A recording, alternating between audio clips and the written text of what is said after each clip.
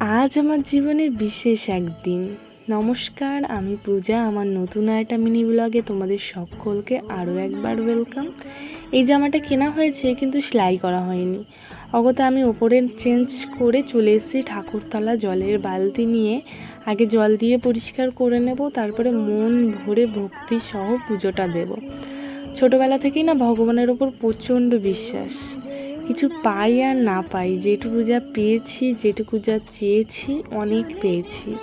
এটুকু নিয়েই ভালো থাকতে চাই। শুধু একটা জিনিসই চাইবো, সারা জীবন এমনভাবেই পাশে থেকো বলে। তো যাই হোক, এখানে বসে রয়েছি। আর দেখো, একটা জিনিস ভুলে গেছিলাম, মানে এখানে একটা থালা গ্লাস ছিল, এখন সেটা আর নেই, তাই বোনকে আবার পাঠিয়েছিলাম। এখন পুজোটা দিয়ে বাড়ি ফিরে এসেছি। সময় হয়েছে ওই 11:30। বাড়ি এসে দেখছি মা বাবা দুজনাই রান্নাবান্নার কাজে লেগে গেছে। আজ যেহেতু বিশেষ দিন, খাওয়া দাওয়ার আয়োজনটাও হচ্ছে। তো চলো, গ্রামের বাড়ি, মাটির রান্নাঘর আর মাটির উনুন তো থাকবেই। এখানে রান্নাবান্নার পর্ব শেষ হয়েছে।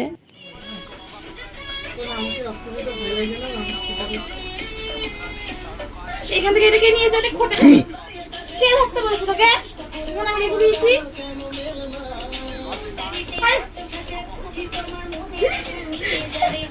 তুই এদিকে তাকা না, আমার দিকে তাকা। আরে চেরি ধরে না, লাথি মেরে দেবো। ওই নোক ছাড়া ওই হাতে দে, ওই হাতে দে নোক। আরে কি জ্বলবে আমার একটা ফুটোতে? বুঝা যায় নাকি? তাই দু তিনবার গুতাবি না তো? একবারে হয়ে যাবে তো? হ্যাঁ, ওদিকে ফের, ওদিকে ফের। আরে এদিক সেদিক ফুটো হয়ে যাবে, এদিক ফুটো হয়ে যাবে, তখন বুঝতে গেল।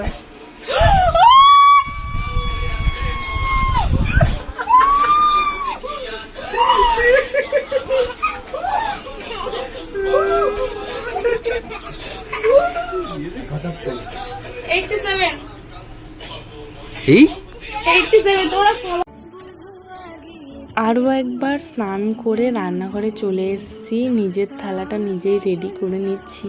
আসলে বিশেষ দিন, একটু নিজেরটা গুছিয়ে গেছিয়ে কেউ দিলে তো ভালো লাগতো, কিন্তু নিজেই করে নিচ্ছি, কারণ সবাই খুব তাড়াহুড়া করছিলাম।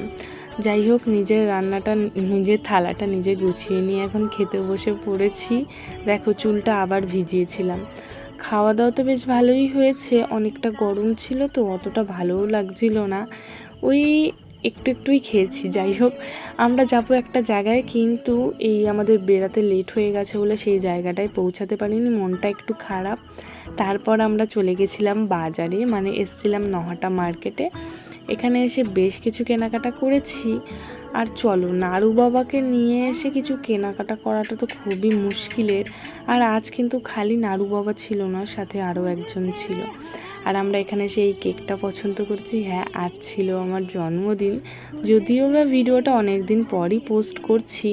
এই দেখো, নাড়ু বাবার অঙ্গি ভঙ্গি দেখো, মানে যতক্ষণ আমরা দোকানের ভেতরে ছিলাম, সেই দোকানের যিনি ছিলেন তাকে একেবারে অতিষ্ঠ করে তুলেছে।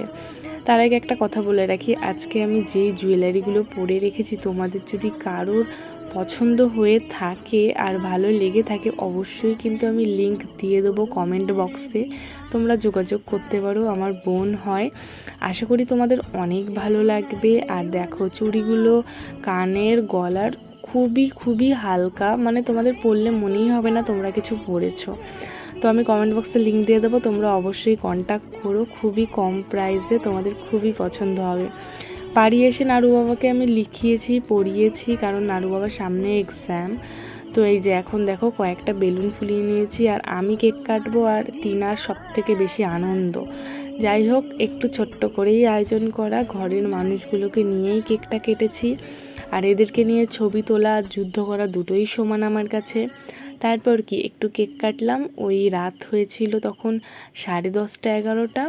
তারপর কি, একটু সবাই মিলে আনন্দ, গল্প, আড্ডা, সমস্ত কিছু ক্যামেরাবন্দি করাটা সম্ভব হয়নি, কারণ কিছু কিছু তো পার্সোনাল থাকে। আশা করি ব্লগটা তোমাদের অনেক ভালো লেগেছে, আর অনেকটা বড়ও হয়ে গেছে ব্লগ। ভালো লাগলে লাইক, কমেন্টস আর সাবস্ক্রাইব ও ফলো করে দিও। দেখা হবে